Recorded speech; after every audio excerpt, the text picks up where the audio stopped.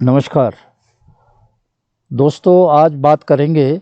हम कांग्रेस के एक एमपी हैं धीरज साहू, और आपने देखा होगा कि बहुत ज़ोर शोर से सारे मीडिया में वीडियो पे इनकी खबरें चल रही हैं और नोटों की गड्डियों की गड्डियां निकल रही हैं, अंबार निकल रहा है।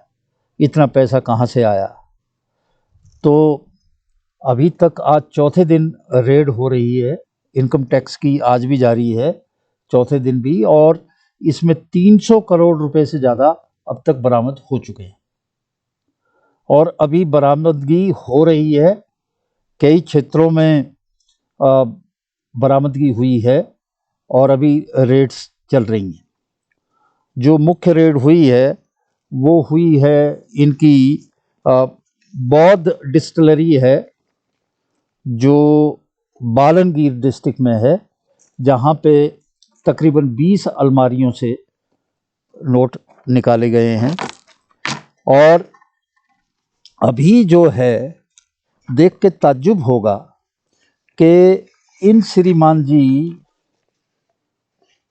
की जो नोटों की गिनाई हो रही है, उस नोटों की गिनती में मशीनें नोट गिनने की फेल हो गई, वो हीटअप हो गई, उन्होंने काम करना बंद कर दिया। और फिर भुवनेश्वर और हैदराबाद से हवाई जहाज से नोट गिनने की मशीनें मंगवाई गई।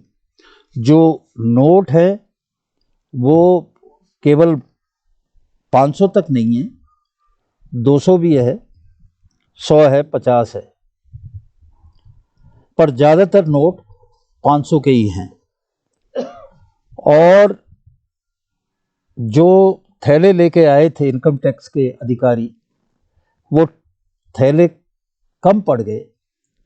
175 से ज़्यादा बोरे लेके आए और फिर टेम्पुओं में ये नोट ले जाए गए। उनके लिए भी ये समस्या है कि इन नोटों को अपने दफ्तर में कहाँ रखें, इतने भारी मात्रा में ये नोट निकले हैं।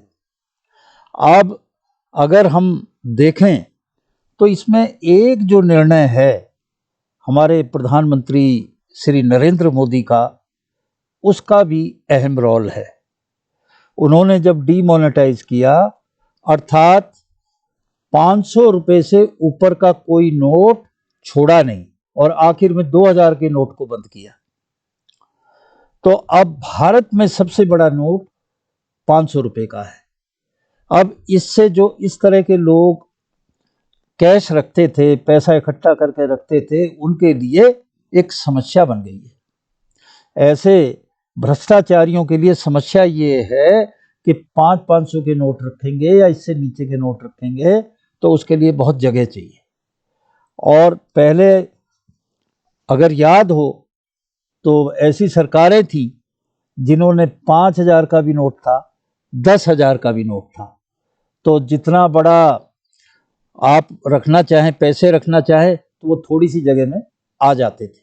अब ये समस्या उत्पन्न हो गई है कि नोट ही, उनका डिनोमिनेशन ही 500 है, और यदि ये 100 रुपया कर दिया जाए और 500 का भी नोट बंद कर दिया जाए, 200 का भी नोट बंद कर दिया जाए, तो फिर इन लोगों के पास में और कोई चारा नहीं रहेगा, और घरों को भी दिखेगा और किसी लोगों को भी दिखेगा, और जब दिखेगा तो वो सूचना एजेंसीज के पास जाएगी, चाहे वो इनकम टैक्स है चाहे ईडी है।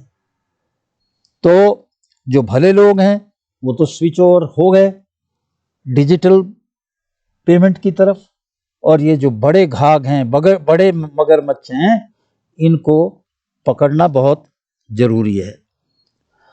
आज मशीन तक गिनने की जो मशीन है वो भी गर्म हो जाए, इतने नोट इनके पास हैं। 300 करोड़ रुपए से ज़्यादा के नोट अब तक निकल चुके हैं, गिनती जारी है। अभी जो लॉकर्स हैं वो भी इनके खुले नहीं हैं। कई लोग ये भी कह रहे हैं कि ये जो पैसा है, ये पैसा 2024 का जो इलेक्शन होने जा रहा है, उसमें उस इलेक्शन के लिए ये पैसा रखा जा रहा है। तो ये भी पोल खुल रही है। भारत के प्रधानमंत्री ने भी इस बात को बड़ा सीरियसली लिया और उन्होंने भी जो है ट्वीट किया और ट्वीट करके लोगों को बताया और कहा कि देशवासी इन नोटों के ढेरों को देखें और इनके नेताओं के जो ईमानदारी के भाषण है उनको भी सुने कि क्या वो भाषण देते हैं, पर जनता से जो लूटा है उसकी एक एक पाई वापस करनी होगी। ये भी दावा भारत के प्रधानमंत्री ने कहा और कहा ये मेरी गारंटी है, ये मेरी गारंटी है, ये लूटा हुआ पैसा वापस आएगा। अगर आप उनके उस भाषण को सुने जो उन्होंने 15 अगस्त पे दिया था, तो उन्होंने कहा था कि भ्रष्टाचार पे, बड़ी मछलियों पे बड़ा प्रहार किया जाएगा। आज इतने नोटों की गड्डियां निकल रही हैं, उन्होंने, प्रधानमंत्री ने इन नोटों की गड्डियों को दिखाया भी और फिर ट्वीट किया। कांग्रेस के जो नेता हैं उनके पास जवाब नहीं। वो जैसे अगर बात करें, उनकी स्पोक्स पर्सन है एक सुप्रिया श्रीनेत, वो कहती हैं कि अब प्रधानमंत्री जो है ट्विटर बाज हो गए, ट्विटर पे बात करते हैं। अरे ये तो अच्छी बात है कि कोई भी घटना हो रही है, ऐसा प्रधानमंत्री है जो हर बात को जनता तक पहुंचाते हैं, तो ये तो अच्छी बात है। अरे आप ये जवाब देना कि आपके कांग्रेस के एमपी के पास इतना पैसा कहां से आया।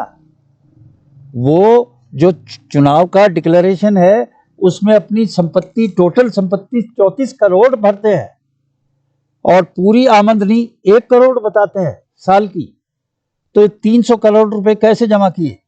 वो देशी शराब के कारोबारी है और 2010 से राज्यसभा के मेंबर है। आपने इन लोगों को पाल रखा है। जब राहुल गांधी ने भारत जोड़ो यात्रा शुरू की, उसमें वो साथ साथ लगे थे, उनका आर्थिक सहयोग भी लोग बता रहे हैं, तो इन बातों का तो जवाब देते नहीं। बात कहते हैं कि इसने ट्वीट किया, उसने ये किया। अरे आज ट्विटर है तो वो जवाब दे रहे हैं, कल को कुछ और आएगा तो उसका भी जवाब देंगे। आप जो रेड हो रही है उस पर बोलो ना, एक भी कहीं से भी कोई बोला नहीं। तो ये जो चीजें हैं ये देखने की चीजें हैं। आज 13 साल से आपका एक एमपी है राज्यसभा का, आपने किस तरह के लोगों को अपने नेता बना के बैठा के रखा हुआ है और आप चाहते हैं कि देश का ये लोग भला करेंगे। आज जो इसकी रेड है वो ऐसे ऐसे इलाकों में हो रही है। इसकी अगर हम रेड की बात करें, बोकारो, रांची, झारखंड, इन सब जगह पे हो रहा है। सुंदरगढ़, संभलपुर, इन सब जगह रेड हो रही है।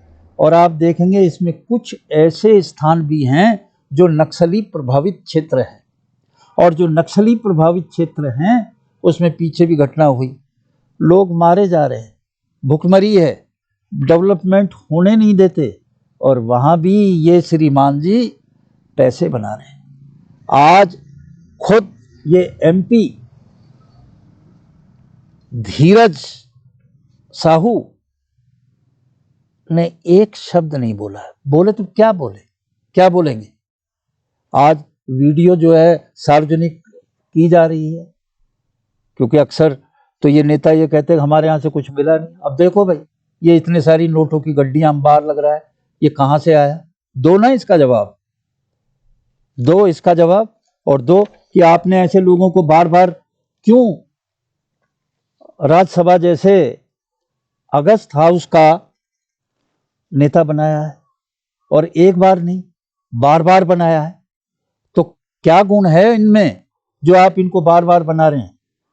इनमें तो एक ही गुण है, पैसा दाएं बाएं से इकट्ठा करके आपको देते हैं, और तो कोई विशेष गुण इनमें नजर आता नहीं।